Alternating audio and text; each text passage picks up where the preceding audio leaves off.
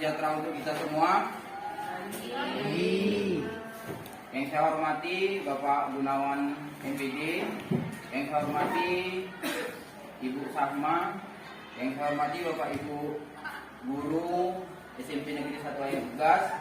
Terima kasih atas kesempatan yang telah diberikan oleh Kepala Sekolah Pak Gun untuk melakukan aksi nyata implementasi budaya positif di sekolah. Kegiatan implementasi ini adalah salah satu tugas aksi nyata saya selaku calon guru penggerak Angkatan 6 Kabupaten Bangka Selatan, yang tujuannya membagikan apa yang sudah saya pelajari, apa yang saya ketahui terkait dengan budaya positif di sekolah, sehingga bisa dilaksanakan oleh kita bersama. Sebagaimana kita ketahui, dalam beberapa minggu ini kita sebentar lagi menghadapi penilaian PAS. Jadi kita mencoba juga memasukkan budaya-budaya positif ke dalam penilaian kita.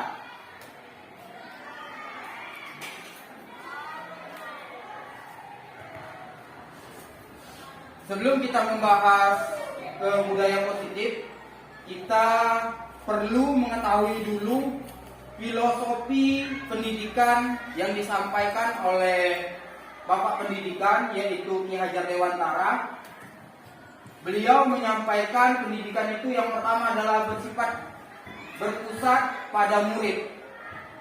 Beliau menuliskan bahwa pendidikan bertujuan menuntun segala kodrat yang ada pada anak-anak agar mereka dapat mencapai keselamatan dan kebahagiaan setinggi-tingginya, baik sebagai manusia maupun sebagai anggota masyarakat.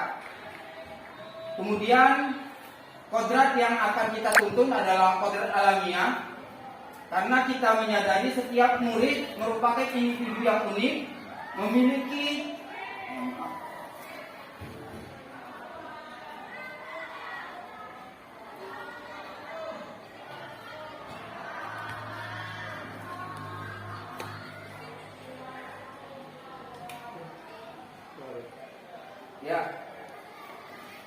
Yang kedua yaitu kodrat alamiah. Setiap murid merupakan individu yang unik dan memiliki keunggulan dan kelebihannya masing-masing sesuai dengan bakat dan minat yang dimiliki. Tugas guru adalah menebalkan kemampuan tersebut. Yang kedua atau yang ketiga, kodrat zaman. Kodrat zaman, murid tumbuh dan berkembang di saat perkembangan dunia digital yang begitu pesat.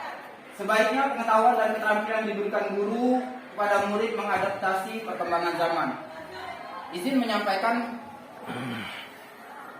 dalam filosofi pendidikan Ki Hajar Dewantara, beliau beranggapan murid itu bukanlah sebuah kertas putih yang guru mengisinya, bukan. Tetapi murid itu sudah memiliki kelebihannya masing-masing. Murid merupakan sebuah kertas yang memiliki garis-garisnya tersendiri, bakat dan kemampuannya tersendiri. Tugas kita selaku guru adalah menebalkan kemampuan-kemampuan ataupun kelebihan-kelebihan tersebut dan mengurangi, bahkan menghilangkan garis-garis sifat atau kekurangan yang dimiliki anak. Jadi kita guru ini sebenarnya hanya menuntun saja. Setiap murid itu sudah memiliki keunggulan dan kelebihannya masing-masing. Kemudian Ki Hajar Dewantara juga mengibaratkan guru itu sebagai petani, bahwa petani itu hanya menanam bibit, merawat, dan menjaga. Kalau bibit yang ditanam adalah jagung, yang tumbuh pasti jagung. Apabila bibit yang ditanam padi, artinya yang akan tumbuh juga padi. Nah, namun guru juga harus menjaga si padi tadi dari hama, dari gangguan-gangguan Karena setiap individu itu adalah insan yang baik. Tuhan melahirkan manusia dengan sifat-sifat baik dan sifat-sifat buruk. Namun sifat-sifat buruk inilah yang harus kita hilangkan atau kita kurangi dari anak. Kemudian yang ketiga, kodrat zaman. Ini salah satu tuntutan kita selaku guru. Sayyidina Ali pernah menyampaikan bahwa didiklah anakmu sesuai dengan zamannya. Kita selaku guru pada saat ini mendidik anak atau menuntun anak sesuai dengan perkembangan zaman. Jika kita saja tidak mau ikut, tidak mau menyesuaikan diri dan beradaptasi dengan zaman, bagaimana kita ingin menyampaikan atau menuntun anak sesuai dengan zamannya? Walaupun kita tidak mampu, kita yakin semua kita memiliki kelebihan yang berbeda-beda. Ada yang lebih di bidang teknologi, ada yang lebih di bidang olahraga. Kita bisa mengadaptasi zaman itu seperti apa sekarang.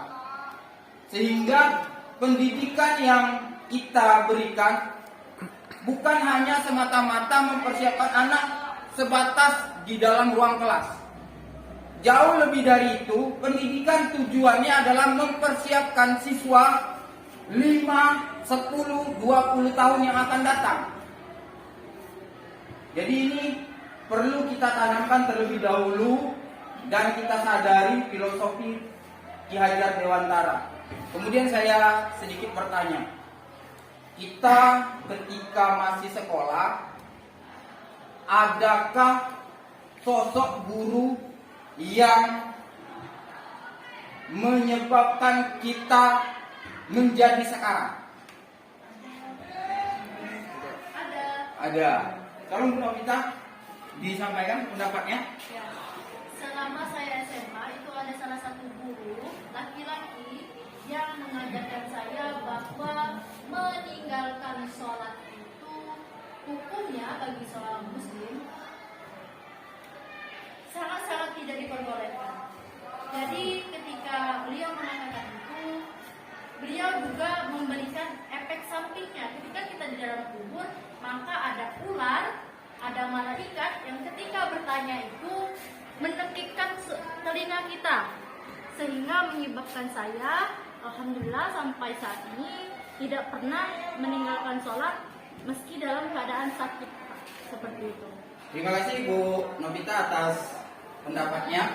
Itu salah satu yang ditanamkan oleh guru Bu Novita yang membekas hingga saat ini. Nah sekarang saya ingin bertanya juga, adakah sosok guru di masa lalu ketika kita sekolah yang berdampak pada karir kita saat ini? Oke, Bu Sari. Sewaktu SMA, kebetulan waktu itu mau masuk ke universitas negeri. Jadi kenapa saya bisa jadi guru? Ini dipengaruhi oleh guru fisika. Waktu itu belum ada jurusan IPA, jadi masih ini ada guru fisika yang mengajarkan dia memberikan pertimbangan ketika melihat penilaian saya, kemudian melihat jawaban, melihat wawancara. Waktu itu dia yang mendaftarkan pada saya, lebih baik saya memilih untuk masuk ke jurusan bahasa Indonesia karena apa yang saya sampaikan, kemudian apa yang saya jabarkan itu cocok untuk di jurusan bahasa Indonesia. Padahal waktu itu saya bukan memilih di jurusan bahasa Indonesia. Akhirnya beliau yang mengarahkan, sampai sekarang saya bisa menjadi guru bahasa Indonesia atas dorongan beliau.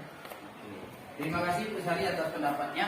Nah, ini dua contoh teman-teman sekalian, Bapak Ibu guru hebat, bahwa sosok guru pasti memberikan dampak bagi kita, sedikit ataupun banyaknya. Saya terus terang saja menjadi guru matematika itu karena saya mengidolakan guru matematika saya ketika SMA.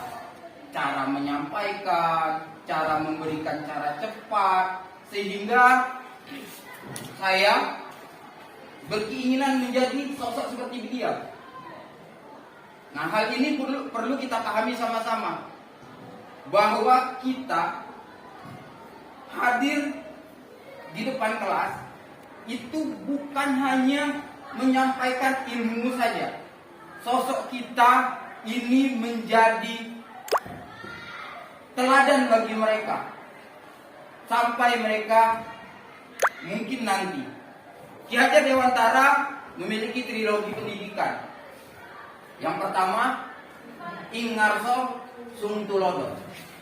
Ketika berada di depan, kita adalah teladan. Yang kedua, Ing Madya Mangunkarsa. Ketika kita di samping mereka, kita membangun kepercayaan diri anak, membangun rasa yang ada di dalam hati anak. Dan yang terakhir, ada di logo pendidikan Tunku Uri Handayani. Ketika ada di belakang, kita sebagai pendorong. Nah, hal 3 trilogi ini memang harus benar-benar kita pahami. Budaya positif tidak akan muncul di diri siswa kita tanpa adanya Ing Ngarso Sung Tulodo. Tidak adanya keteladanan yang kita berikan, saya yakini itu sulit untuk merubah anak. Tidak ada yang dicontoh, tidak ada teladan yang bisa mereka tiru. Ini yang sulit saat ini. Kita harus menyadari, saya pribadi harus menyadari, setiap anak melakukan kesalahan di kelas tidak semata-mata salah anak. Pasti ada andil saya di dalam kesalahan tersebut.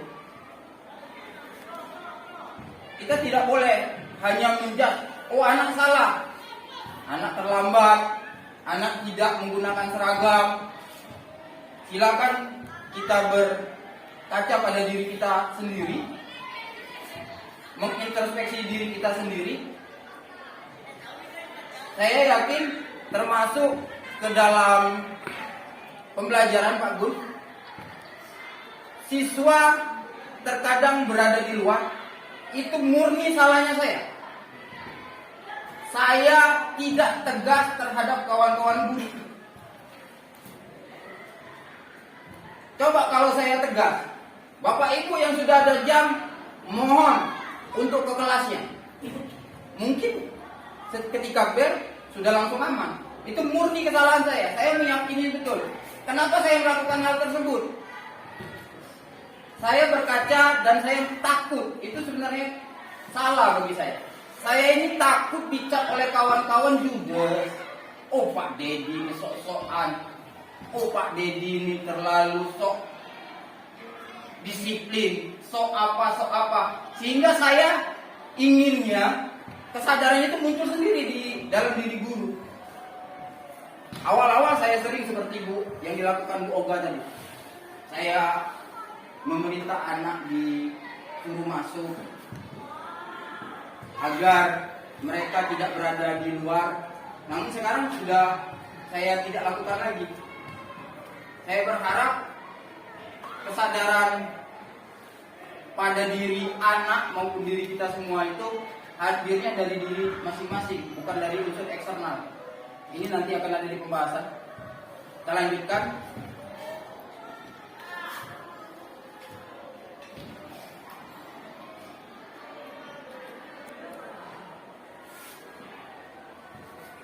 Budaya positif. Di dalam budaya positif ini teman-teman, Bapak Ibu guru hebat sekalian, ada beberapa poin, ada 6 poin yang akan menjadi kunci. Yang pertama disiplin positif, yang kedua teori motivasi, yang ketiga keyakinan kelas, yang keempat kebutuhan dasar, yang kelima posisi kontrol. Nah ini posisi kontrol ini cukup sering. Kemudian teori motivasi ini juga sering kita temui di dalam keseharian kita. Saya yakin dan menyadari Bapak Ibu sudah pasti paham ini, sudah pasti tahu, hanya saya sekedar mengingatkan saja Disiplin positif adalah menanamkan motivasi pada murid-murid kita, yaitu menjadi orang yang mereka inginkan dan menghargai dirinya sendiri dengan nilai-nilai yang mereka percaya. Saya yakin anak-anak kita tuh tahu hal mana yang baik, mana yang buruk, yang mereka yakini dan mereka percaya. Ketika murid memiliki motivasi tersebut, mereka telah memiliki motivasi intrinsik atau motivasi yang hadir di dalam dirinya sendiri yang berdampak jangka panjang. Motivasi yang tidak terpengaruh pada adanya hukuman ataupun hadiah. Jadi jika motivasi muncul dalam diri anak itu sendiri, mereka jauh lebih lama memahami atau menyadari sesuatu dibandingkan dengan adanya hukuman ataupun hadiah. Hukuman dan hadiah itu salah satu langkah yang sifatnya dari eksternal. Boleh kita gunakan, namun dampaknya itu tidak jangka panjang. Cukup sering kita jumpai beberapa kali anak kita berikan hukuman, kita berikan penghargaan, itu berulang dan selalu berulang. Tinggal kita mengolahnya, bagaimana menghadirkan motivasi intrinsik ini.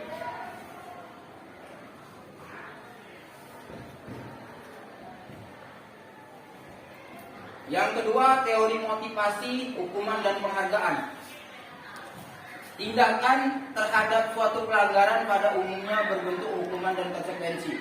Ini kita sadari bersama sesuai dengan tata tertib.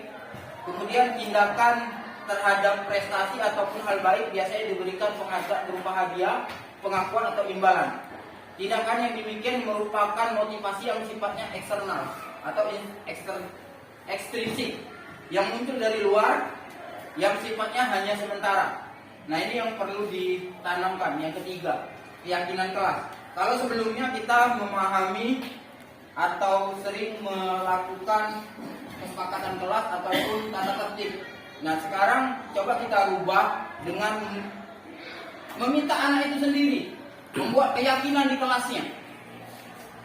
Hal-hal apa yang mereka yakini itu sesuatu yang baik. Dengan harapan jika mereka itu sendiri yang memunculkan keyakinan tersebut, mereka akan mematuhinya.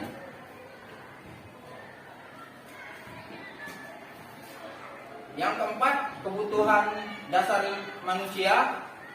Yang pertama, bertahan hidup, kasih sayang dan rasa diterima, penguasaan. Keempat, kebebasan. Kelima, kesenangan. Ketika murid melakukan sesuatu perbuatan yang bertentangan dengan nilai-nilai kebajikan atau melanggar peraturan, hal itu sebenarnya dikarenakan mereka gagal memenuhi 5 kebutuhan dasar mereka ini.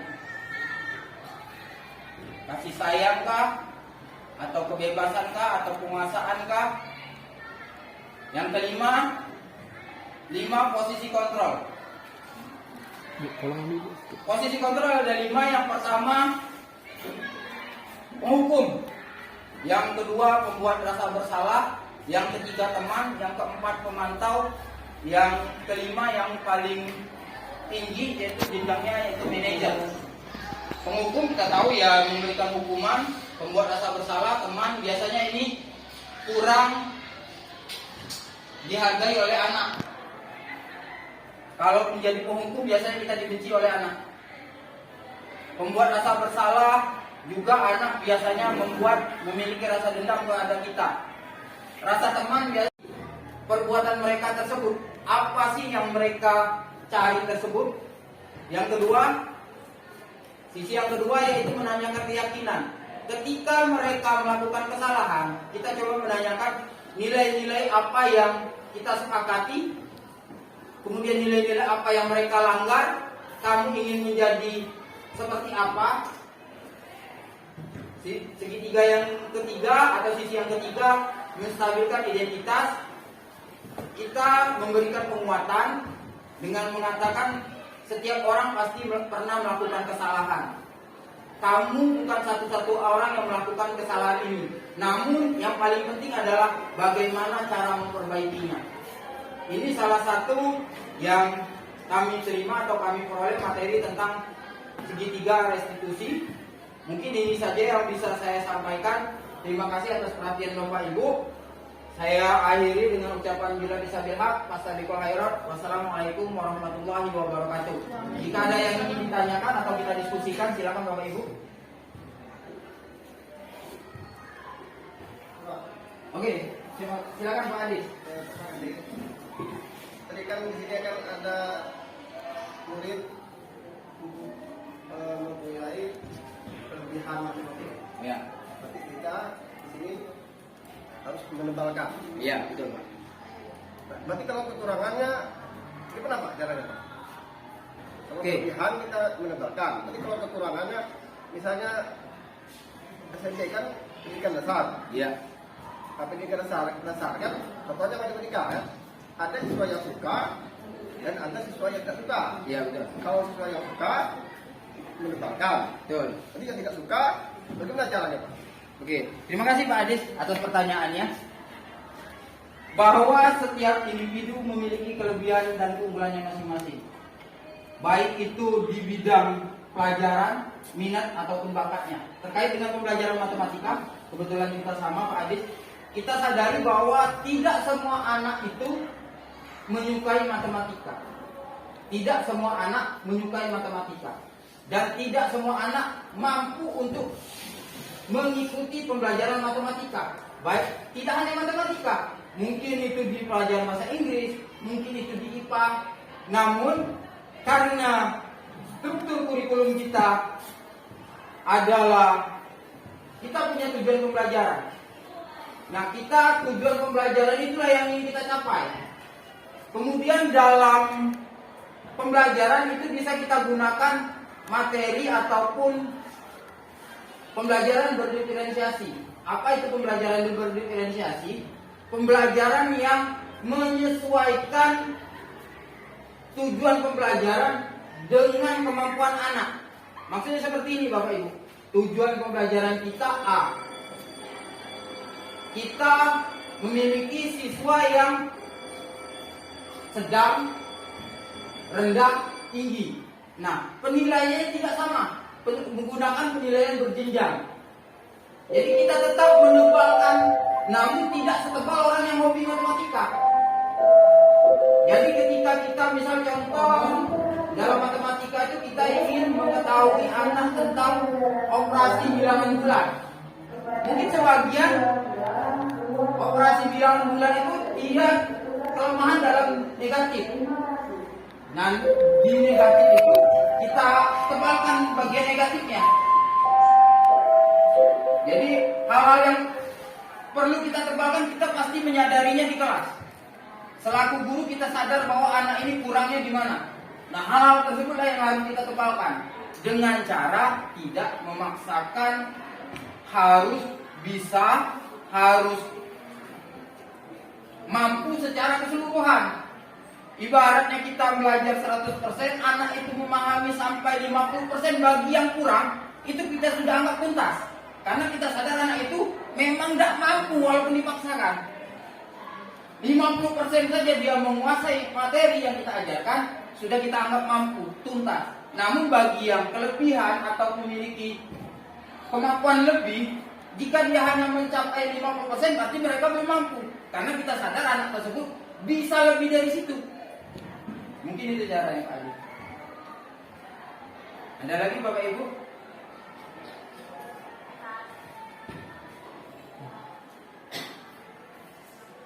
Ya, silakan Pak Refek. Terima kasih Pak. Terkait dengan diferensiasi yang Bapak jelaskan tadi, tadi Bapak mengatakan kita tidak harus memaksakan anak murid ataupun siswa itu harus bisa semua atau tidak harus menguasai semua.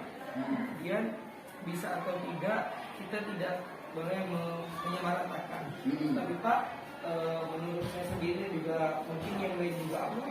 Sedangkan kita punya standar tersendiri untuk kemampuan siswa, bisa dikatakan yaitu mendapatkan nilai ataupun layak atau tidak. Itu bagaimana Pak? Itu kayak seperti berbenturan antara yang Bapak sampaikan dengan fakta lapangan yang terjadi dengan standarisasi anak murid. Itu sudah. Saya meyakini betul apa yang dipahami Pak Repe itu mungkin sebagian kita juga memahaminya. kita punya KKN 75. Itu secara angka harus 75. Namun seperti yang saya sampaikan tadi, bahwa anak itu bukan 75 secara keseluruhan. Maksudnya seperti ini. Si A kemampuannya kurang. Ketika dia cuma mencapai mata pelajaran itu 50%, dia sudah kita anggap tuntas sebenarnya di pembelajaran kita. Karena 75% dari kemampuan yang dia miliki. Jadi KKN makanya di kurikulum Merdeka nanti, mungkin tahun depan kita akan menerapkan, tidak ada lagi KKN. Tidak ada lagi standarisasi untuk mengejar keseragaman tadi. Padahal anak kita memiliki kelebihan dan kekurangannya masing-masing. Seperti contoh saya saja. Saya itu kalau disuruh bahasa Inggris, angkat tangan saya. Mungkin bagian yang menghafal agak kurang saya. Namun ketika dia bermain dengan rumus, saya hobi. Apalagi kalau bidang olahraga, saya meyakini betul anak-anak yang cenderung fisiknya unggul itu kurang di akademik. Sebagian besar itu kurang di akademik. Dan anak-anak yang akademiknya bagus, fisiknya itu biasanya kurang. Di dalam olahraga yang penting ikut dia. Itu memang sudah takdir, sudah kodrat yang disampaikan oleh Ki Hajar Dewantara ini tadi.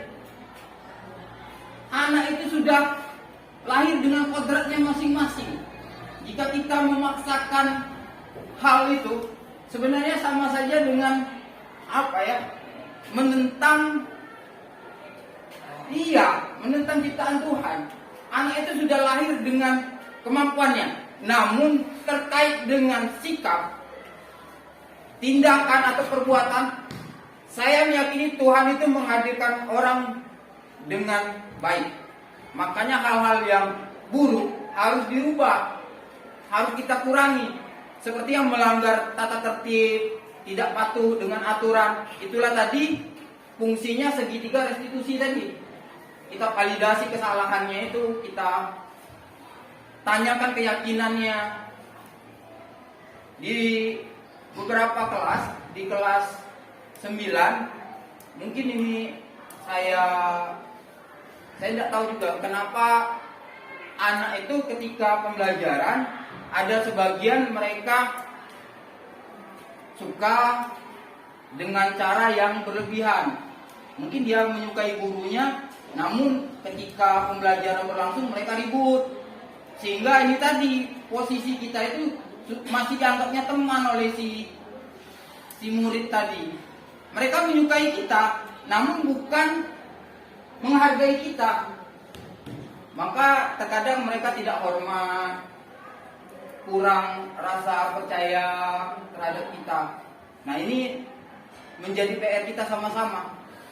Kemudian yang paling penting, ini menurut saya yang paling penting, sesuatu hal bisa dilakukan oleh seluruh bagian dari sekolah tersebut.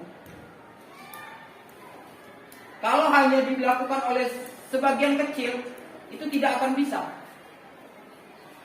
Contoh saja, ketika kita menertibkan pakaian siswa, jika ada kita yang acuh dengan kita yang terlalu sering mengingatkan, itu biasanya tanggapan anak beda dengan guru yang terlampau sering mengingatkan, itu beda dia. Mungkin itu Pak Eko.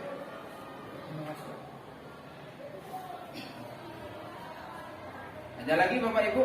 Kalau tidak ada, kita cukupkan. Oke. Ini mengenai konsep budaya positif. Salah satunya di kajian wawancara itu salah satunya budaya positif. Harapan dari kekaitan berbagai karakter atau watak. Jadi tadi Pak Dede mengatakan bahwa tidak ada keberhasilan kalau salah satunya tidak ada yang kerjasama. Jadi di sekolah ini namanya yang pendidikan bukan hanya pihak guru maupun pegawai yang ikut berandil dalam menyukseskan dunia pendidikan, tetapi salah satunya keluarga. Keluarga ini salah satu yang paling terkecil dalam membentuk suatu karakter anak, baik dia di jalan kehidupan sosial maupun budaya. Kenapa? Disinilah kita akan membentuk karakter anak juga. Karena kalau kita lihat, maaf ya, selama saya di sini 12 tahun, yang kita bahas di sekolah ini hanya peraturan baju yang dikeluarkan itu saja, Mas. Kapan sekolah kita ini go ke bulan? Itu kalau menurut saya. Jadi ya kalau kita di sini harap tahu lah, mungkin kita yang sekolah tahu cara mendidik anak ya. Tapi saudara-saudara kita yang nggak sempat untuk berkumpul, bercengkrama dengan anak, memberikan contoh yang positif atau baik, mungkin dari program guru penggerak ini Pak Dedi bisa juga mengusulkan kepada ya yang mangku jabatan, bisa diberikan juga sosialisasi kepada keluarga, bukan hanya kita di Bangka Selatan, semestinya se-Indonesia. Mungkin itu saja tanggapan atau masukan saya. Terima kasih saya ucapkan. Oke, terima kasih Pak Habiki atas tanggapan. Ini juga kita bahas di dalam budaya positif.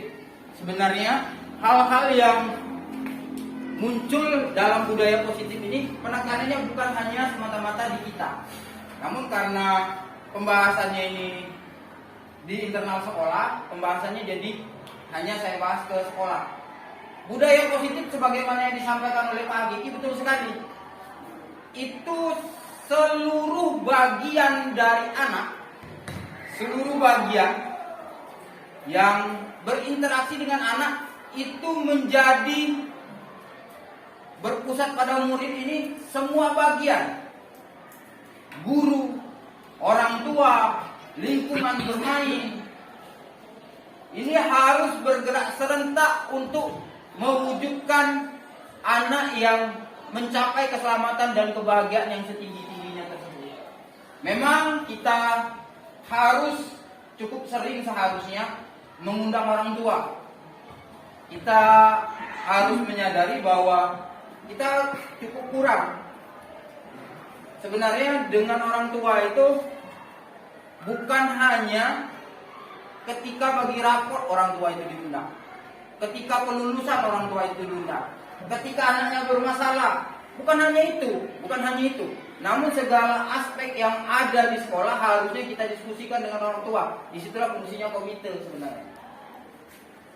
Ini jadi tugas dari tim sekolah untuk menyampaikan hal tersebut. Terima kasih Pak Habiki atas tanggapannya, betul sekali. Ini juga jadi pembahasan sebenarnya di dalam guru penggerak, bahwa bagian secara menyeluruh, bukan hanya guru sebenarnya yang bertanggung jawab terhadap siswa tersebut. Masih ada Bapak Ibu? Kalau tidak ada lagi, saya ucapkan terima kasih atas perhatiannya. Saya ucapkan terima kasih juga atas kesempatan yang diberikan. Mohon maaf apabila ada kesalahan dalam penyampaian pada pagi hari ini. Saya tutup dengan ucapan bila bisa bilhaq, fastarikul khairat. Wassalamualaikum warahmatullahi wabarakatuh.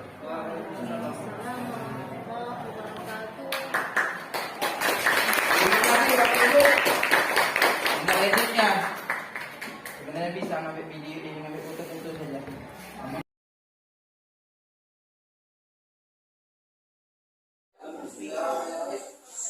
Assalamualaikum warahmatullahi wabarakatuh.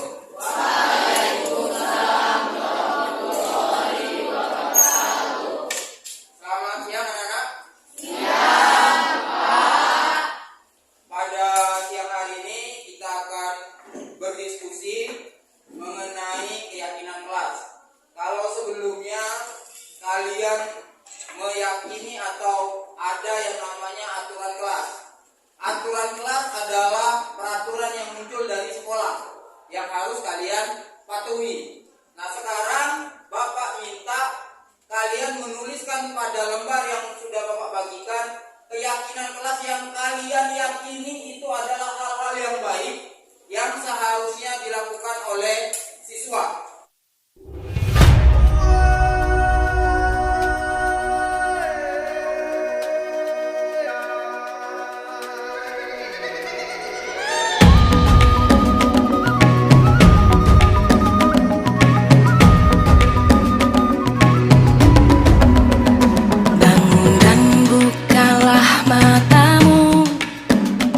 saatnya